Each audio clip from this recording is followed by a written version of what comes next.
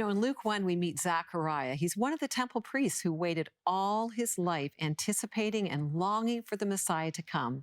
But when an angel appears to him with a message from God, Zechariah didn't believe it. Now, before we're too hard on him, we have to ask ourselves, would we have had the same response? Let's read what happened in Luke 1, verses 8 and 9. Once, when Zechariah's division was on duty and he was serving as priest before God, he was chosen by lot, according to the custom of the priesthood, to go into the temple of the Lord and burn incense. Well, finally, you see, the big day came for Zechariah to be one to enter the holy place and to minister before the golden altar of incense. This was a big deal, as there would have been nearly 1,000 priests in each division, so a priest may only get this opportunity once in a lifetime. But this was his day. And as he's performing his priestly duty, an angel of the Lord shows up. And of course, what are the first words out of every angel's mouth? Don't be afraid, right? Zechariah, the angel, said, "Your prayer has been heard. Your wife Elizabeth will bear you a son, and you are to call him John. He will be a joy and delight to you, and many will rejoice because of his birth." Wow. Now that is a holy encounter. Hearing from an angel that your prayer's been answered, Zacharias should have been jumping for joy. He and Elizabeth had waited years to have a baby. But here's Zacharias' response in verse 18.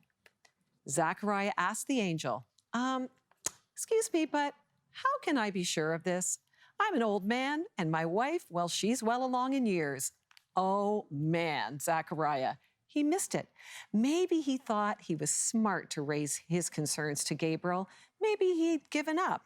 It was true that he and Elizabeth were old, so maybe he had dismissed any possibility of a miracle. It's not that we can never question God, but God knew what was behind his questions. Look at verse 19 and 20. The angel said to him, "I am Gabriel. I stand in the presence of God, and I have been sent to speak to you and to tell you this good news. And now you will be silent and not able to speak until the day this happens, because you did not believe my words, which will come true at their appointed time." Oh boy, God takes our unbelief seriously.